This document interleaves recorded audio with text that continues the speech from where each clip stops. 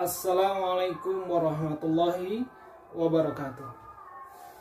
Semoga semuanya dalam keadaan sehat, semoga semuanya dalam keadaan lapang rezeki, semoga semuanya dalam keadaan bening hati. Perkenankan, ini adalah edisi perdana Sinem Talk Series, sebuah forum, sebuah medium tempat kita bisa berbagi informasi, kita bisa berbagi ilmu tentang apapun. Dan di edisi perdana kali ini kita akan hadirkan seorang narasumber bernama Winati Nurhayu. Beliau adalah alumnus doktor Institut Pertanian Bogor untuk bidang studi biologi sains. Sempat menjadi narasumber di Montpellier University di Prancis dan juga di University College London. Kali ini beliau, atau yang akrab dipanggil dengan Kak Ayu, akan bicara tentang bioscience, akan bicara tentang coronavirus disease 19, dan juga tentang makna kata. Pertama kali mengenal sosok beliau, Kak Ayu, beliau adalah seorang yang pendiam tapi sekaligus pengamat sejati. Semoga cerita ini bermanfaat untuk kalian semua. Dan jangan lupa subscribe, share account official kita, Al-Fatih Izzi Imani. See you next.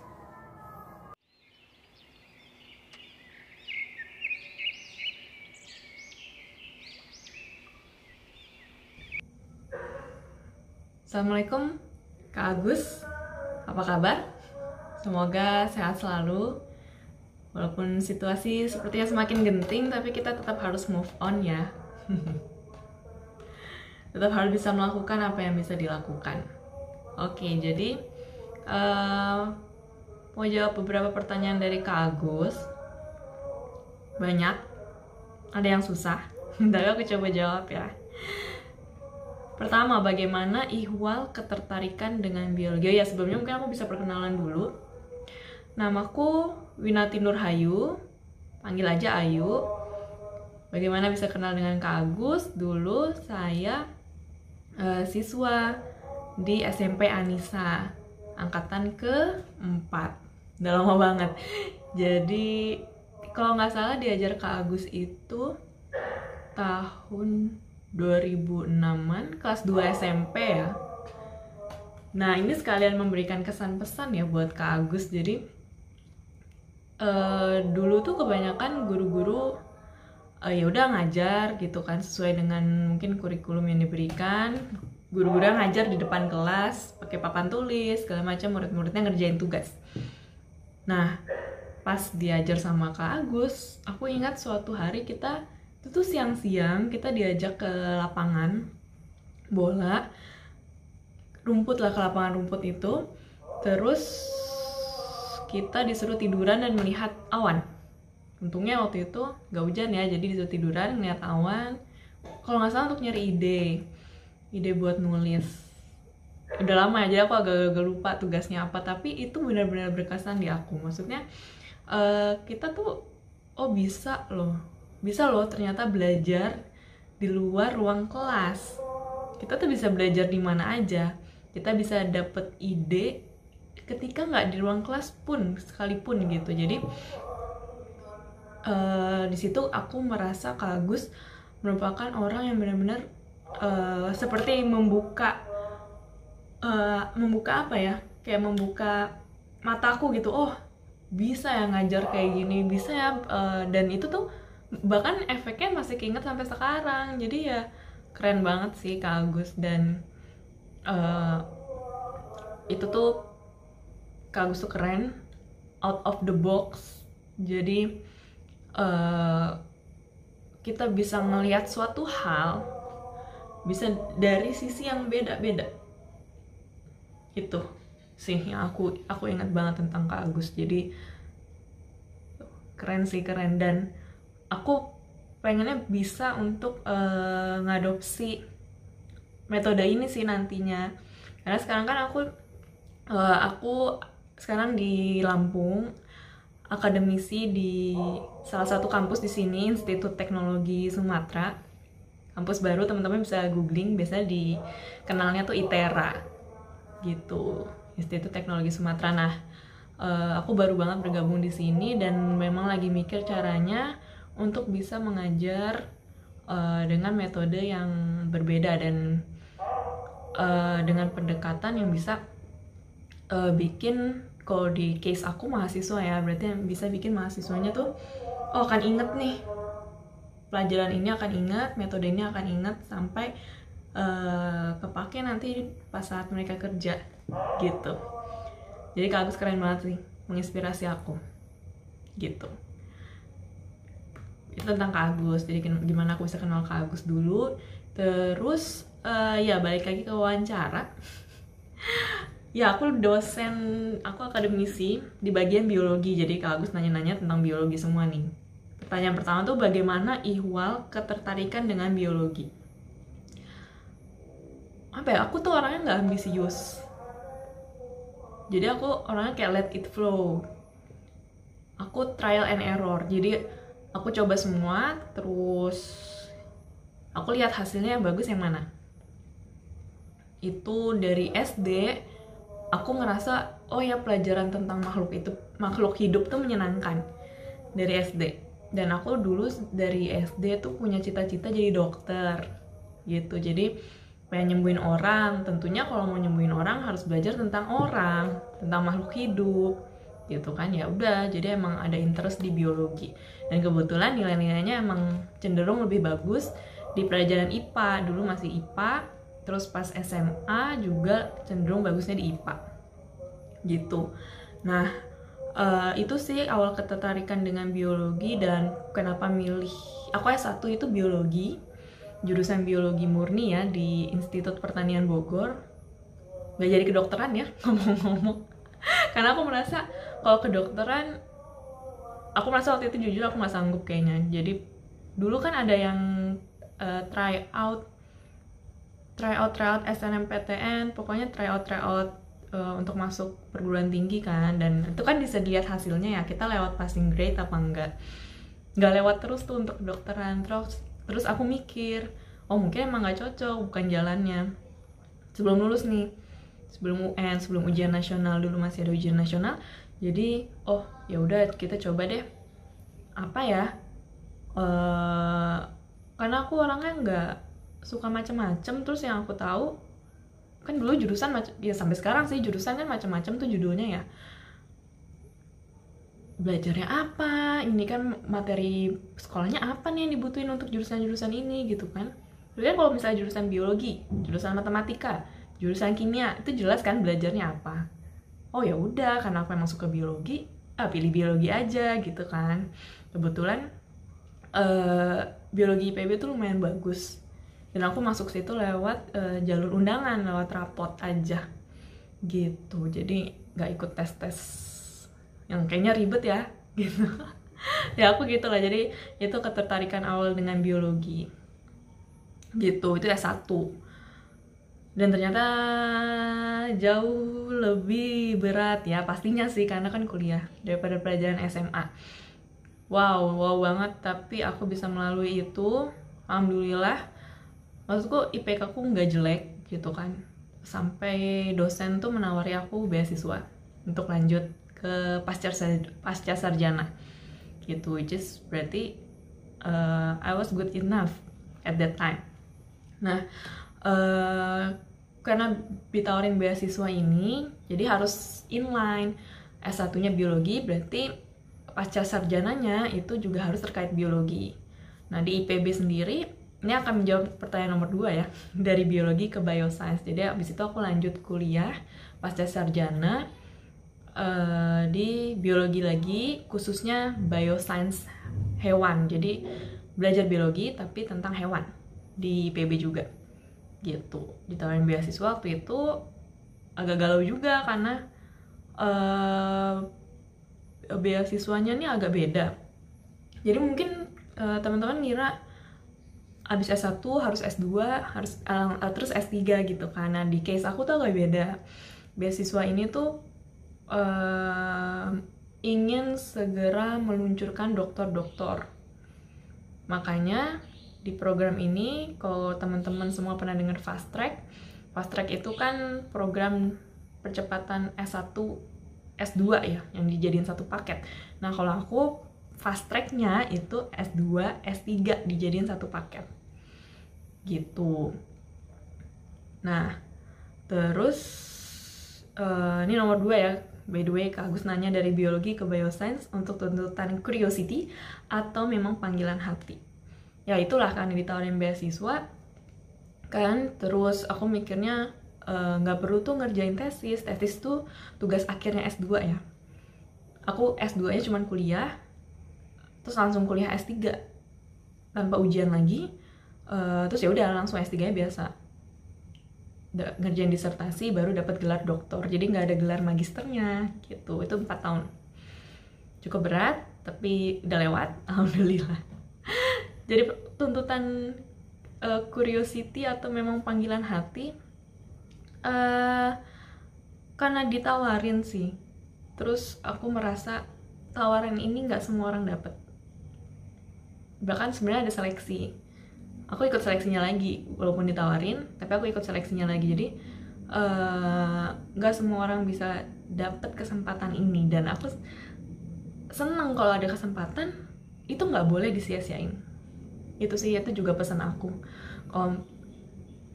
Kalau kalian dapat kesempatan, suatu opportunity yang orang lain mungkin nggak dapet, coba pikirin lagi. Mungkin apalagi kalau kamu butuh, terus pikirin kedepannya tuh gimana kalau kalian ambil opportunity itu atau kalian tidak ambil opportunity itu. Kalau aku sih akan ambil, karena nggak semua orang ditawarin, nggak semua orang dapet, kenapa nggak mau gitu. Itu sih. Jadi karena beasiswa itu, makanya karena beasiswa itu jadi harus inline biologi, kemudian pasca sarjananya S2 S3 nya bioscience hewan gitu. Dan jujur pas S1 biologi kan belajar banyak halnya, dari hewan, tumbuhan, sampai yang nggak kelihatan, bakteri, virus juga belajar. Makanya kalau heboh-heboh corona nih, banyak yang suka ngasih info gitu kan, itu bener-bener jadi aku bisa lihat siapa nih yang ngasihnya hoax, siapa nih yang bener-bener infonya bener gitu. Untung juga sih kuliah belajar virus gitu. Nah jadi karena beasiswa itu, dan makanya lanjut dari biologi ke bioscience hewan. Nah dulu kan belajar S1 belajar semuanya sampai nggak kelihatan gitu, dan aku tuh orangnya ini nggak kelihatan gimana belajarnya, gimana nggak bisa, karena virus, bakteri tuh nggak kelihatan. Aku nggak bisa gitu membayangkan, mengaplikasikan diriku ke mereka, susah gitu. Tapi kalau manusia kan masuknya ke primata ya, kita paling deket sama primata, sama great apes, sama simpanse, itu kita paling deket. Jadi kalau misalnya, terutama aku suka perilaku ya, jadi kalau misalnya simpanse melakukan ini, oh aku bisa mikir nih, oh mungkin dia melakukan ini karena ini gitu, jadi bisa relate. Dan aku sukanya di situ, makanya kenapa pasca sarjananya bioscience hewan gitu. Nah ini relate nih ke pertanyaan ketiga, seperti apa disiplin bioscience, apa saja yang dipelajari. Nah kalau tadi S1 kita belajar semuanya, dari langit, di darat, di laut, di air gitu kan, di perairan. Kalau pasca sarjana tuh lebih mengerucut gitu, lebih mengerucut. Nah ini juga salah satu alasan sih kenapa aku mau ambil beasiswanya itu.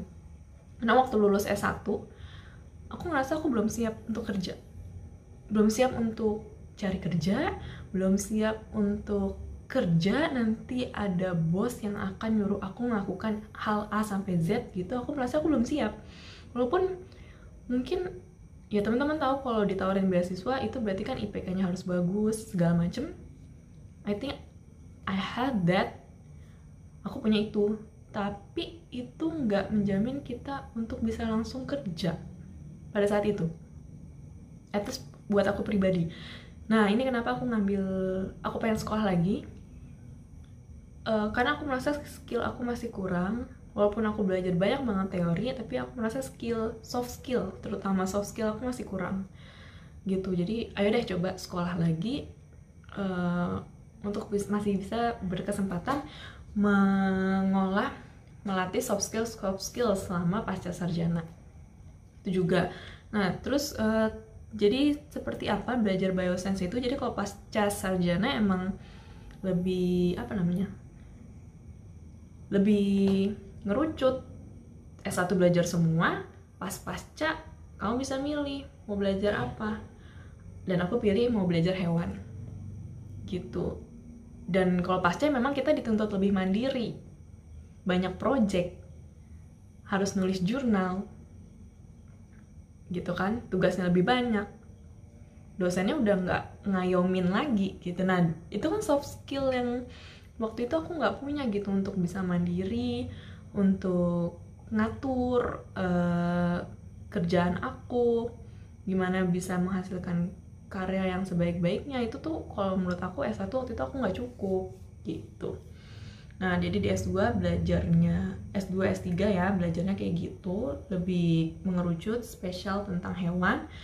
Dan satu hal lagi, karena walaupun bioscience hewan, tapi karena manusia paling dekatnya ke hewan, nah sebenarnya aku belajarnya tuh lebih ke manusianya gitu. Oke, aku dapat semua ilmu tentang kuliah tentang hewan, tapi untuk project, untuk penelitiannya aku tuh sebenarnya lebih ke manusia, perilaku manusia, evolusi manusia gitu. Which is jarang sebenarnya di Indonesia, belum tren lah, karena ini ilmu klasik sebetulnya, evolusi lagi kan. Sekarang kan yang penelitian yang kayaknya happening banget tuh, apalagi sekarang ya, kayak penelitian virus, yang lab mikrob gitu kan, mikroba gitu, kultur jaringan, seperti itu. Jadi ini emang klasik, dan boleh dibilang ya di Indonesia itu baru aku yang neliti tentang, khususnya ya, tentang penggunaan tangan kanan dan tangan kiri.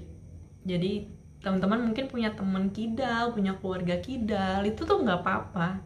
Dan aku belajar tentang hal itu, dan itu tuh identitas seseorang gitu. Itu identitas seseorang. Jadi kayak oh kamu berjenis kelamin laki-laki, oh kamu berjenis kelamin perempuan, oh kamu nggak kidal, oh kamu kidal gitu. Jadi itu bukan sebuah penyakit gitu. Itu sih, jadi banyak, kalau udah pasca project penelitian kamu dituntut untuk lebih mandiri. Nah itulah makanya setelah lulus dokter aku merasa aku udah lebih punya banyak soft skill, baru deh berani untuk terjun ke dunia kerja. Agak telat ya sebenarnya, tapi that's I am. Oke, terus next question. Oh, ini terkait sebenarnya ada project bioscience yang pernah dikerjakan, yaitu tadi karena S2, S3 tuh kuliahnya akan semakin dikit, teorinya akan semakin dikit, lebih banyak praktek tapi dituntut untuk mandiri juga, banyak penelitian. Karena biologi ya, jadi banyak penelitian, jadi projectnya ada itu. Jadi kalau yang aku kerjain yang relate ya S2 S3 ini, mayor project aku itu tentang penggunaan tangan. Nah dimana aku ngerjain project itu di Flores. Jadi senangnya lanjut lagi itu juga karena memang dosenku udah kerjasama sama dosen di Prancis, di Montpellier. Itu dia punya project untuk tahu evolusi penggunaan tangan. Nah dan memang kalau evolusi tuh agak susah ya, tricky, karena pengennya tuh yang natural di sini kayak gini. Kalau misalnya di Jakarta, di kota-kota besar itu kan udah industrial ya, coba jarang kan kita bekerja pakai tangan langsung gitu, semuanya udah banyak alat, gampang lah gitu. Jadi penggunaan tangannya nggak harus yang teliti-teliti banget, kamu bisa buka pintu pakai tangan kanan atau tangan kiri kan gitu. Tapi kalau di daerah yang tradisional, kamu masih mencangkul, kamu masih motongin rumput apapun gitu kan, masih pakai alat-alat yang butuh kehati-hatian. Dan kalau misalnya kamu emang biasa pakai tangan kanan terus mau ganti pakai tangan kiri pasti lebih nggak efektif karena lebih lama kan, karena kamu udah bisa pakai tangan kanan. Nah itu kan jadi kelihatan tuh bedanya gitu. Makanya nyari daerah-daerah yang masih tradisional. Flores itu masih lumayan tradisional walaupun di jalan Trans Flores itu udah kota ya. Flores tuh besar, ada jalan Trans Flores jadi yang menghubungkan dari barat ke timurnya. Nah itu di jalur Trans Flores itu memang udah agak kota, tapi masih banyak banget tempat-tempat yang dusun-dusun gitu, desa-desa. Enak banget sih sebenarnya. Jadi kalau kalian ke Flores bisa lihat juga mungkin di sana tuh ternyata banyak yang kidal loh gitu, nggak segampang nggak sesusah nyari orang kidal di kota. Kalau kalian, waktu itu aku aja baru nyampe terus ke hotel, habis itu makan di hotel itu, ternyata pelayannya kidal. Ini jarang banget ya kalau di Jakarta atau dimanapun gitu. Ya gitulah. Jadi ini sih satu hal lagi. Jadi kalau misalnya kalian pergi untuk wisata gitu, kalau bisa jangan foto-foto buat Instagramnya doang, foto-foto buat TikToknya doang, apa video ya, kok foto TikTok, video buat TikToknya doang. Tapi ya coba untuk mengenal lebih dekat orang-orangnya, mengenal lebih dekat alamnya gitu. Satu pesan aku sih. Kalau kita bisa jalan-jalan lagi ya, semoga, amin gitu.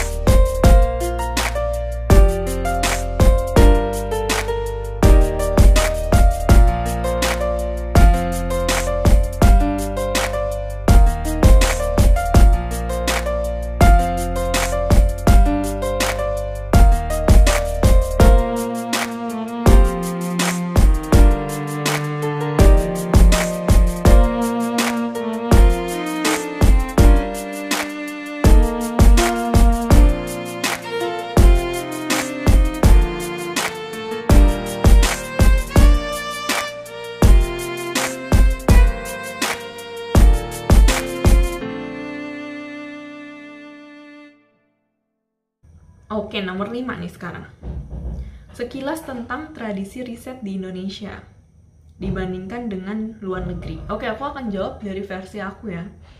Riset tuh banyak banget dan berbagai macam bidang ilmu gitu. Jadi aku nggak tahu kalau yang lain, tapi trennya itu kalau yang buat aku pribadi kayak tentang evolusi manusia itu susah banget. Jadi yang kayak basic biology itu susah dalam artian kayaknya Indonesia itu mau karena kita masih negara berkembang, jadi maunya penelitian tuh yang aplikatif. Bisa penelitian tentang padi, terus gimana caranya padinya itu bisa jadi lebih bagus, bisa produksi lebih banyak. Nah itu kan aplikatif. Nah itu yang lebih dilihat orang, lebih dilihat pemerintah, aku ngerasanya gitu. Tapi kalau kayak penelitian aku penggunaan tangan kanan, tangan kiri gitu kan nggak aplikatif sebenarnya. Cuman kalau misalnya kita nggak kuat di basicnya ya, kita nggak kuat di basic biologinya, susah untuk tahu aplikasinya sih, ya nggak gitu kan. Dan kalau di luar negeri penelitian kayak aku tuh banyak banget, mungkin agak-agak ke psikologi ya, kayak penggunaan tangan kanan, tangan kiri gitu kan. Bisa di luar tuh udah banyak banget gitu, tuh hal yang biasa untuk meneliti hal itu. Dan itu bisa masuk ke biologi, bisa masuk ke antropologi. Antropologi tuh ilmu yang mempelajari tentang manusia. Nah, jadi kalau misalnya aku nih orang biologi tapi ngerjain manusia, penelitiannya manusia, itu namanya bioantropologi. Bio kan biologi, ilmu hidup, ilmu tentang makhluk hidup. Antropologi manusianya. Jadi khususnya ke manusia. Dan bioantropologi di Indonesia itu dikit banget, jarang banget gitu. Jadi kerasa banget agak susah nih untuk penelitian kayak gini. Harus bisa collaborate sama orang luar sih gitu. Tapi itu fun, maksudnya malah lebih bagus kan kamu bisa collaborate sama orang luar, karena itu penting sih. Jadi kalau teman-teman di sini yang baru mau masuk kuliah atau mau lanjut kuliah lagi, itu kalau bisa sih keluar negeri, karena ke negara maju ya kalau bisa. Kita bisa belajar banyak banget hal dari mereka. Pendidikan pasti lebih bagus. Tapi yang aku sempat ke Perancis waktu itu untuk nulis jurnal, sempat ketemu profesor aku, kerja bareng di sana. Dan jadi kita bisa tahu cara kerja mereka gitu. Oh, bisa ya kayak gini, seefektif ini gitu. Maksudnya dengan cara kerja seperti ini langsung ada hasil. Jadi ini terlepas dari pendidikan yang bagus ya. Kalau cara kerja itu kan pribadi. Jadi kamu bisa belajar banyak hal, cara kerjanya beda, lebih efektif, cara berpikir gitu. Nah ini yang penting banget sih. Jadi kita bisa melihat hal dari sisi yang berbeda. Itu penting banget. Karena kalau mau nyelesain masalah, mau nyelesain problem solving, kamu harus punya critical thinking. Kamu harus mikir. Dan kalau kamu cuma lihat satu hal dari satu sisi aja, wah itu susah banget. Belum tentu solusinya dari sisi itu kan. Jadi kamu harus bisa lihat dari sisi-sisi lain. Nah, ini tuh akan lebih berasa kalau kalian sekolah, belajar di luar gitu. Jadi teman-teman semangat, siapa tahu bisa sekolah di luar negeri gitu. Oke, nomor 6, benarkah, ngomongin virus, sudah lama nggak belajar virus. Nomor 6, benarkah virus COVID-19 ini ditularkan melalui hewan? Penjelasan bioscience. Oke. Nah, sebenarnya nggak cuma COVID-19 sih, berbagai macam penyakit tuh bisa ditularin dari hewan. Dan penyakit yang ditularin dari hewan atau manusia yang berpenyakit bisa juga nular ke hewan. Jadi ini dua arah. Hewan nularin manusia, manusia nularin hewan pun bisa. Gitu. Jadi hati-hati. Namanya zoonosis. Jadi itu dua arah itu. Kita bisa saling nularin. Namanya zoonosis. Dan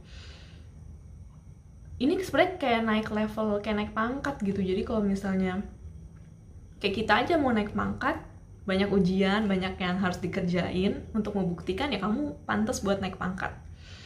Nah kayak virus yang biasanya udah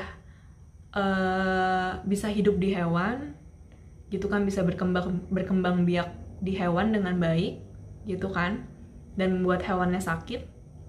Karena kan tetap aja walaupun manusia itu bagian dari hewan, strukturnya kan beda. Jadi kalau virus ini mau hidup di manusia, dia harus bisa naik pangkat itu tadi. Dia harus hebat banget nih. Gitu. Itu satu. Jadi dia dari hewan, dia udah oke. Terus pas dia mungkin dia pas dia bisa masuk ke manusia, terus ternyata dia bisa adaptasi di manusia ini, berkembang biak, which is membuat manusianya jadi sakit. Nah, itu berarti virusnya hebat. Dan itu yang terjadi di COVID-19 ini. Virusnya naik pangkat lah gitu, kira-kira bahasa umumnya. Makanya aku masih agak sedih kalau ngeliat orang-orang yang nyepelein COVID-19 gitu. Karena ini virus hebat loh, bisa pindah dari hewan ke manusia. Dari yang menyakiti, maksudnya berkembang biak di hewan, hewannya jadi sakit gitu ya, kira-kira mungkin. Sekarang ke manusia. Berarti kan dia udah naik pangkat. Nah, kalau benar atau enggaknya sih aku itu bisa masuk akal kalau memang ditularkan dari hewan. Apalagi kalau nggak salah kelelawar ya. Kelelawar itu kan terbang kemana-mana. Dan dia menghost berbagai virus kalau aku nggak salah. Karena dia terbang kemana-mana, bisa lintas pulau, benua gitu. Jadi ya gak heran kalau ngambil banyak kuman gitu istilahnya ya, dari berbagai tempat. Dan lagi-lagi kalau kita belajar biologi, ada evolusi, ada adaptasi. Jadi kalau kalian pernah ingat atau pernah dengar tentang quotes-nya Charles Darwin, bukan yang kuat yang bertahan, tapi yang bisa adaptasi yang bertahan. Dan si COVID-19 ini bisa adaptasi, makanya variannya banyak banget. Udah sampai Delta, ada yang Kappa, udah nggak tahu lagi deh. Gitu. Makanya kenapa dia hebat? Dia bisa adaptasi. Gitu. Kita juga harus bisa adaptasi, new normal. Nah, aku mau satu pesan juga tentang COVID-19 ini. Yes, kita harus prokes, double mask. Kalau kamu punya akses vaksin, vaksinlah gitu. Tapi ya sebenarnya ada satu hal yang fundamental, tapi mungkin orang sering lupa. Kalau misalnya akhir-akhir ini sering dapat info mungkin di WhatsApp group, di manapun ya, di Instagram, berita duka orang-orang yang lebih tua, biasanya yang manula itu meninggal duluan karena COVID. Karena biasanya ada comorbid. Jadi kalau misalnya teman-teman udah pernah dengar comorbid, itu penyakit bawaan seperti darah tinggi, jantung, diabetes gitu kan. Jadi pas COVID-nya masuk, kan dia menyerang tubuh, sel-sel tubuh. Tapi kalau kita udah punya comorbid ini, jadi kan sel tubuh kita udah gak sempurna. Satu, ditambah virus, makin gak sempurna gitu kan, makanya jadi lebih cepat drop. Nah, sayangnya memang aku ngelihat fenomena di Indonesia tuh untuk memperdulikan kesehatan masih kurang. Sebenarnya kayak kita tuh perlu medical check up setahun sekali gitu, untuk cek kesehatan kita sendiri gitu. Itu kayak masih jarang banget dilakuin orang-orang. Dan juga pola makan. Apakah kamu banyak makan sayur dan buah? Gitu kan? Apakah kamu masih sering jajan fast food? Junk food? Gitu kan? Which is makanan-makanan kayak gitu, itu tuh bisa nurunin imun.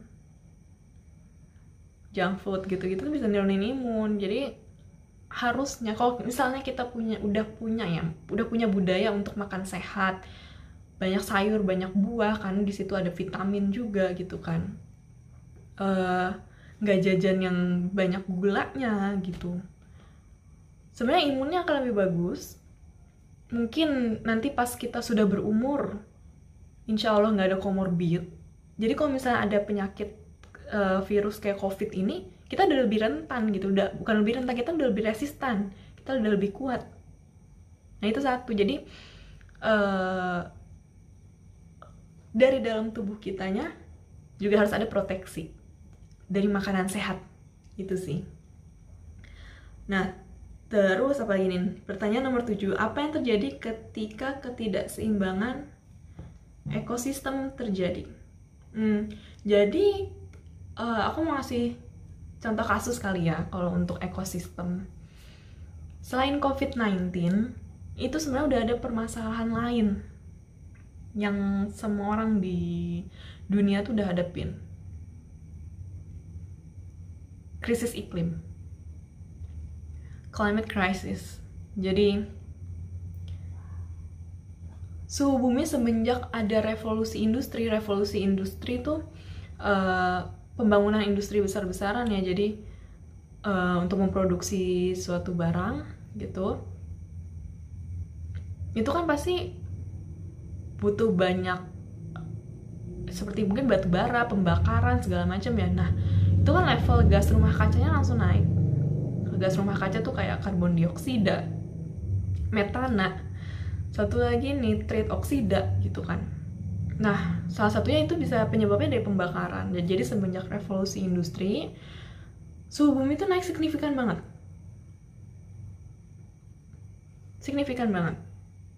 dibandingkan sebelum revolusi industri. Dan kenapa ini jadi masalah? Gini aja gampangnya. Suhu normal manusia berapa? Mungkin 36. Yang suka agak-agak anget 37. Kita naik aja 2 derajat. 37 udah agak hangat ya, misalnya 36 deh ya, 36,5 derajat Celcius ditambah 2 derajat berapa? 38,5 derajat Celcius, udah demam. Sistem tubuh kita udah nggak bagus, naik 2 derajat aja nggak kuat. Itu berarti kalau bumi naik 2 derajat, kebayang nggak disasternya kayak apa?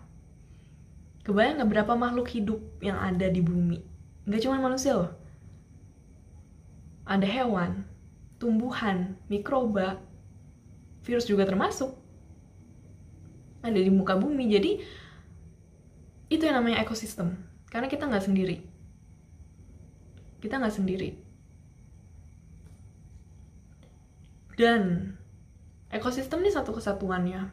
Jadi kayak kita bisa bayangin kayak lingkaran. Misalnya manusia suka makan buah. Kalau teman-teman belajar biologi masih ingat gimana sih tumbuhan bisa ngasilin buah? Tumbuhan bisa ngasilin buah karena adanya reproduksi kan. Bagian jantannya bunga ketemu bagian betinanya bunga. Pembuahan, baru deh selanjutnya jadi buah gitu, singkatnya. Pembuahan tuh nggak gampang. Jadi tanaman kan nggak bisa gerak. Pembuahannya gimana? Dibantu oleh angin. Oke lah.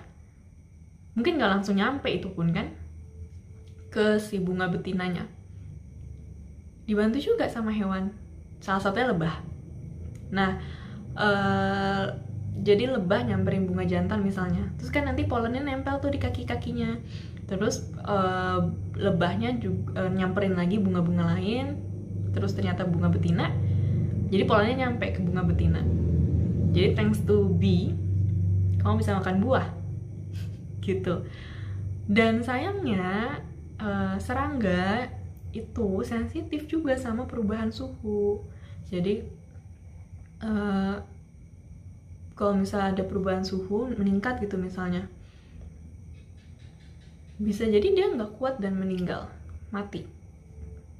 Kalau populasi lebah turun, tanaman nggak bisa kawin, nggak bisa reproduksi, produksi buah juga akan turun. Food shortage di mana-mana nanti, kekurangan bahan makan. Kebayang nggak disasternya kayak apa? Cuma naik 2 derajat, cuma ya, kalau dia bilang cuma gitu. Itu contoh singkatnya sih untuk ekosistem. Jadi kita nggak hidup sendiri loh. Makanan yang kamu makan itu dari mana? Pernah nggak sih mindful kayak gitu? Makanan yang kamu makan itu dari mana? Kayak buah, terus sayur. Gimana ini bisa tumbuh ya? Butuh bantuan hewan lain nggak sih? Gitu. Coba mindful kayak gitu sih, biar apa ya, nggak terlalu egois lah kita sebagai manusia, tapi kita hidup bareng-bareng. Itu yang namanya ekosistem. Dan kalau ada ketidakseimbangan, kolaps sih. Jadi satu populasi hewan bisa punah. Untuk manusia yang paling berasa mungkin nantinya akan kekurangan makan.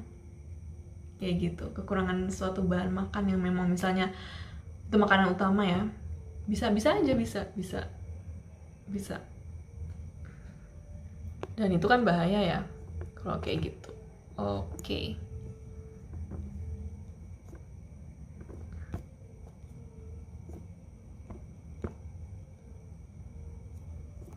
Terus apa lagi nih?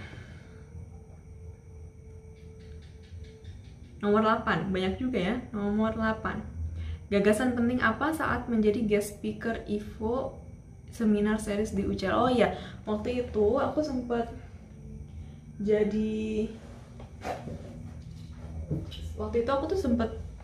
kayak jadi guest speaker.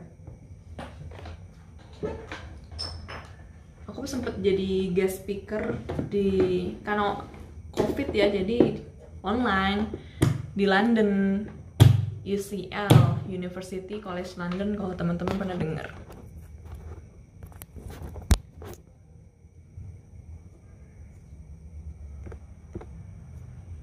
Di UCL gitu.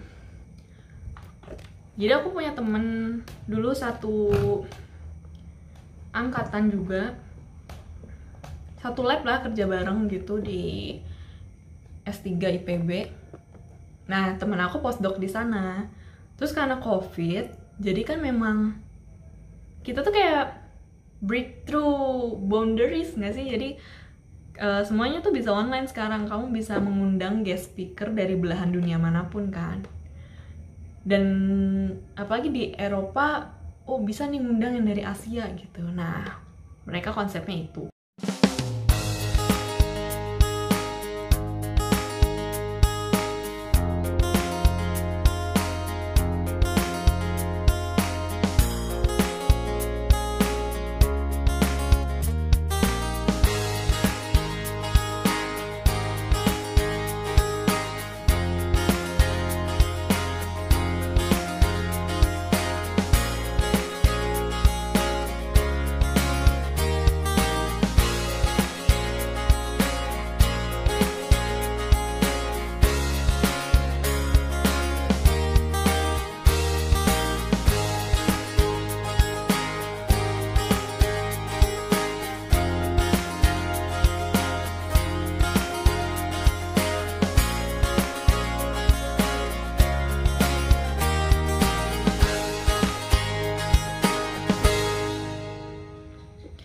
Terus seneng sih karena senengnya ikut, apalagi jadi pembicara ya, senengnya jadi pembicara di kuliah-kuliah umum di luar negeri tuh dapat banyak feedback.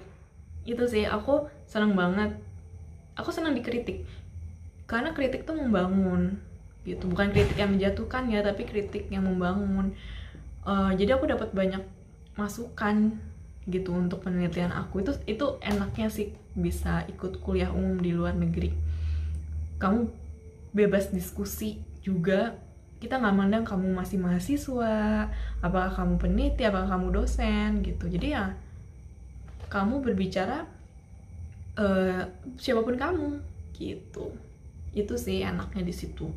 Terus kalau gagasan penting apa yang nggak khusus pas lagi di London ini sih, cuma tiap aku presentasi aku harus tahu dulu nih siapa pesertanya gitu. Apakah umum, bisa dari seluruh belahan dunia gitu ya, apakah cuman mahasiswa di kampus itu, atau malah dosen-dosennya aja, atau siswa. Nah itu aku harus tahu, karena komunikasi itu kan dua arah.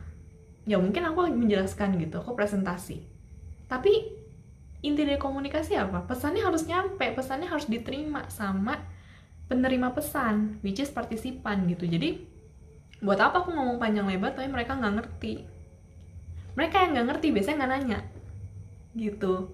Jadi kalau kamu habis presentasi terus dapat banyak pertanyaan, congratulations, berarti kamu nyampein itu clear. Jadi mereka nyambung dan mereka bisa muncul gitu pertanyaan. Nah itu satu. Nah ini juga yang belum aku lihat, nggak tahu, mungkin yang belum aku lihat di sini, daya berpikir kritis sih gitu. Jadi ada ya, apalagi terutama mahasiswa. Aku nggak tahu kalau siswa kayaknya juga gitu. Mungkin nanti Kak Agus bisa cerita juga kalau siswa, misalnya akhir seminar, akhir kuliah, akhir pelajaran ya, suka nggak ada yang mau nanya gitu. Itu aku sedih loh, kayak ini ngerti nggak ya gitu. Maksudnya kalau misalnya aku nyampein sesuatu terus nggak ada yang mau nanya, ini pada ngerti nggak ya? Itu yang aku khawatirin, karena mereka nggak nanya. Bisa karena kita nyampeinnya salah, atau mereka nggak dengerin, atau juga mereka nggak terlatih daya pikir kritisnya. Nah ini sih mungkin masukan juga ya, semoga Kak Agus juga udah ngelakuin. Kalau bisa dari sekolah kita udah bangun daya berpikir kritis itu. Karena kalau kita nggak mikir, kita nggak berpikir, ya nggak menghasilkan sebuah pikiran, gimana kita mau berkarya, gimana kita mau ngomong, mau jadi speaker, gimana kita mau nulis karya, ya kan? Jadi semua diawali dari berpikir kritis. Ini yang penting banget dan masih menjadi obstacle juga buat aku, gimana caranya mahasiswa atau siswa itu bisa mulai berpikir kritis tanpa takut dijudge. Ada juga mungkin yang nanya takut dibilang, ih pertanyaan apaan tuh kayak gitu doang gitu kan.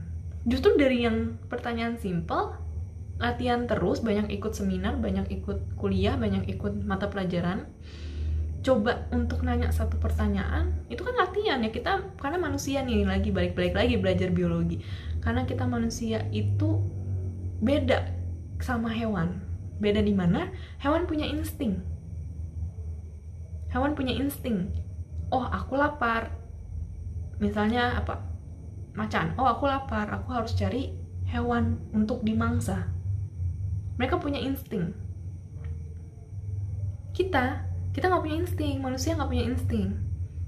Dalam hal itu ya, dalam hal biologi manusia nggak punya insting. Jadi kita harus belajar, kita harus latihan terus, baru bisa tahu, baru bisa punya fix behavior. Jadi misalnya kayak dari bayi aja, kamu kan belajar jalan itu nggak ujuk-ujuk langsung bisa jalan, tapi kamu prosesnya lama banget, bahkan dari tiduran, miring, tengkurap, terus apa tuh yang hampir merangkak, berdiri, jalan, baru bisa jalan biasa kan kayak manusia dewasa gitu. Jadi banyak prosesnya. Nah jadi kalau kamu malas belajar, jadi nggak bisa jadi manusia gitu loh.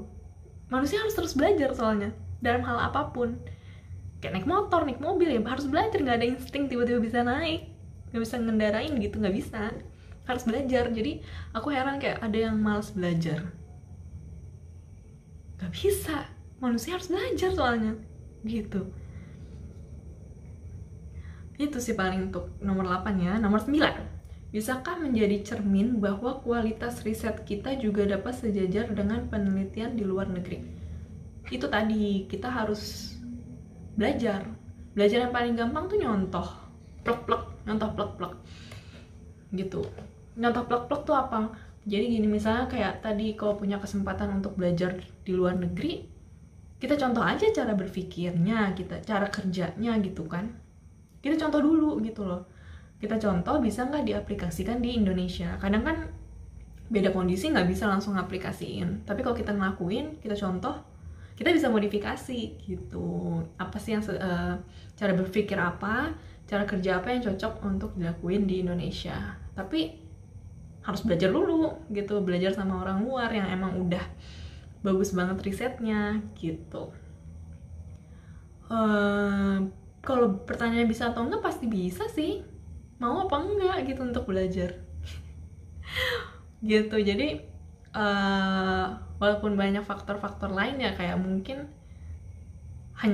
kebanyakan ada penelitian yang lebih gampang untuk didanai, gampang lah untuk dilirik untuk pemberi dana gitu kan, daripada penelitian kayak aku yang basic ini gitu. Tapi bisa aja, bisa kalau kualitas itu tergantung orangnya. Semua tergantung orangnya kayaknya. Pelajaran di sekolah tergantung gurunya, pelajaran di kampus tergantung dosennya, riset yang bagus tergantung penelitinya. Jadi mau nggak kita naik level untuk ngejar yang bagus-bagus itu? Nomor berapa nih? Oh terakhir nih ya, akhirnya ya pertanyaannya yang gampang. Tentang makna kata, boleh dijelaskan dan kontribusi apa yang dapat kita berikan sebagai audiens melalui makna kata? Aku senang banget. Jadi makna kata ini ya selain biologi ya, tadi ngomongin biologi terus. Nah, makna aku punya hobi lain sebenarnya. Aku senang nulis gitu, kayak ala-ala sih, hobi aja. Jadi apalagi semenjak pandemi banyak di rumah, punya waktu kan. Nah, aku saranin sih buat temen-temen untuk coba berkarya deh. Jangan ngeliatin karya orang lain terus, tapi coba kita berkarya. Apalagi kalau yang punya privilege untuk punya banyak waktu di rumah, itu jangan bosen karena banyak yang bisa dilakuin kan gitu. Kalau aku nulis cerpen, aku pernah nulis cerpen sendiri, di PDF-in sendiri, ya udah terus disebar aja ke orang gitu. Feedbacknya bagus sih gitu. Jadi dan karena hasil karya sendiri senang aja gitu. Jadi satu, aku senang nulis, dan kayaknya orang nggak bisa nulis kalau nggak senang baca gitu. Jadi ilmu pengetahuannya harus ada dulu gitu, baca cerpen, baca novel-novel lain gitu, baru deh kita punya ide-ide tuh buat nulis. Nah aku senang nulis, senang baca. Kebetulan dulu di kampus aku itu ada 3 orang ya. Dulu 2 orang ini masih mahasiswa, 1 ini dosen di kampus. Mereka menginisiasi untuk membentuk komunitas untuk mahasiswa. Dulu masih lingkupnya mahasiswa IPB aja yang senang baca dan nulis. Dulu fun banget sih sebelum COVID, kita sebulan sekali kayak ngumpul, bahas satu bacaan. Jadi bacaan itu di-share ke anggota. Terus kita ngadain meeting, gathering lah, jadi discuss bacaan ini gimana-gimana. Kadang kan kalau bacaan yang sastra tuh kayak karya-karyanya Eka Kurniawan, Jenar Maisa Ayu, Pramudia Anantatur, siapa lagi. Kadang kan maknanya nih apa ya, jadi punya banyak interpretasi. Nah kita share makna-makna itu di forum itu gitu loh. Jadi gaya penulisannya gimana, masing-masing novelis kan beda-beda, masing-masing penulis beda-beda. Jadi kita share semua di situ, dan aku belajar banyak sih. Jadi kayak, oh kalau nulisnya kayak gini bisa menghasilkan banyak interpretasi ya. Oh gitu. Jadi aku malah seneng yang kayak gitu. Jadi aku seneng. Nah, nama komunitas kita itu Makna Kata, dan sekarang tuh terbuka untuk umum. Jadi kalau misalnya Kak Agus, terus siswa-siswa di SMP Anissa, siapa aja yang mau ikut, itu tinggal kunjungin website kita, terus daftar, nanti kita ajak join di WAG. Nah, karena sekarang udah pada mencar-mencar juga anggotanya, jadi kebanyakan forumnya online gitu. Kegiatan rutin kita itu tiap minggu ada, tiap malam minggu itu biasanya ada IG live gitu, ada IG live macam-macam nih. Karena biasanya 1 bulan ada 4 minggu kan. Minggu pertama tuh Saturday, jadi itu aku ngisi acara juga di situ sama Mbak Puji. Itu bacain cerita pendek. Nah, kalau teman-teman tertarik dengan cerita pendek, punya rekomendasi atau mau bacain cerita pendek di acara ini, boleh banget jadi bagian anggota Makna Kata. Terus yang kalau minggu kedua itu ada namanya Kismis, kisah misteri. Misteri itu nggak cuma hantu-hantu, tapi juga sejarah. Jadi kita bahas sejarah juga dari buku-buku sejarah. Terus ada juga cerita dari timur. Nah, ini kita pengen engage ke teman-teman yang ada di timur Indonesia yang punya komunitas literasi. Nah, boleh banget nih, jadi kalau ada yang nonton interview ini dan punya kenalan atau bahkan memang punya anggota komunitas literasi dari timur, boleh hubungin saya gitu. Nah, yang terakhirnya remedial, rekomendasi buku milenial. Jadi teman-teman bisa dapet rekomendasi buku. Misalnya teman-teman mau baca buku tapi yang mana gitu ya, kalian teman-teman bisa nonton dulu IG live-nya nih gitu. Kita udah bahas banyak. Jadi coba kalau mau lihat-lihat dulu, boleh banget kunjungin Instagram @hellomaknakata. Di situ udah kita publish semua IG live-nya gitu. Nah, terus untungnya lagi jadi anggota komunitas Makna Kata, kamu bisa publish tulisan kamu di website kita tanpa seleksi gitu. Justru kamu, ini tuh ajang ekspresi diri kamu sih. Jadi kadang kan susah ya untuk ngirim tulisan ke koran-koran, Karena mereka kayak suka minta topiknya apa gitu kan, topik-topik tertentu yang happening or whatever. Tapi kalau di sini kamu mau bahas apa, waria pun gitu, gak apa-apa, terserah kamu mau bahas apa misalnya apapun deh, gak apa-apa gitu. Jadi gak diseleksi gitu, dan gak harus panjang. Kamu bisa ngirim, gak cuma cerpen ya, bisa cerpen, puisi, atau bahkan kayak thoughts gitu. Jadi kayak kutipan kamu, curhatan kamu gitu. Gak apa-apa, kirim aja gitu. Dan kita punya podcast juga. Podcastnya itu pembacaan puisi. Bagi teman-teman yang suka baca puisi, boleh banget nih jadi anggota Makna Kata, terus bacain puisi deh, karya teman-teman sendiri yang udah publish di website kita. Seru sih, seru banget. Jadi kalau buat aku pribadi, ajang ekspresi diri. Aku dari kecil emang suka baca, tapi sejak kapan ya, SMA kayaknya, jadi teralihkan gitu hobi bacanya. Aku gak tahu kenapa, lupa, kebanyakan main kayaknya. Terus kuliah S1 juga ya biasa aja lah gitu sama baca. Tapi pas join komunitas ini, oh iya ya, aku suka baca loh. Aku sadar itu. Dan oh iya ya, aku suka nulis gitu. Jadi terolah lagi lah bakatnya gitu. Jadi itu Makna Kata. Dan kita punya banyak project. Kita suka bikin tantangan. Kita suka bikin tantangan ke orang-orang, bikin puisi. Waktu itu yang kemarin kita tantang orang untuk bikin puisi terkait bumi gitu. Nah, itu udah jadi satu buku puisi. Dan buku ini juga udah diterjemahin ke bahasa Inggris. Jadi fun banget kan kamu kalau misalnya punya karya, terus karya kamu bisa go around the world, ada nama kamu di situ, kamu pasti bangga. Ini tuh bisa dilakukan dari hal-hal simple lagi. Jadi buat aku sih, jangan ragu, join aja gitu, karena akan banyak hal menarik di sini. Dan kita kerja sama Climate Reality Indonesia waktu itu, kalau nggak salah merayakan Hari Bumi. Jadi bikin project bareng-bareng, collab sama Climate Reality Indonesia gitu. Nah, jadi kalau teman-teman mau kontribusi, join aja jadi anggotanya sekalian.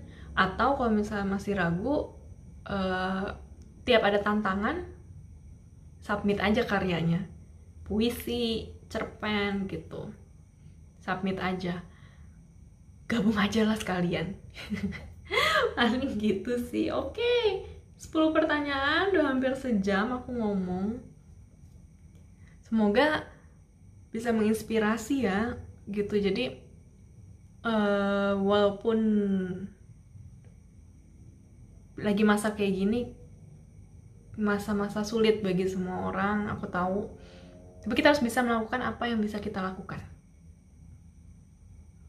Stres pasti stres, tapi how you overcome your stress, gimana kamu ngatasin stres itu. Lakukanlah hal-hal yang baik, lakukanlah hal-hal yang berguna, dan jangan lupa berkarya, jangan berhenti berkarya. Oke, terima kasih. Semoga cukup menjawab pertanyaan-pertanyaannya. Semoga senang dan bermanfaat bagi kita semua. Amin. Sehat selalu. Salam sehat semuanya. Terima kasih Kak Agus.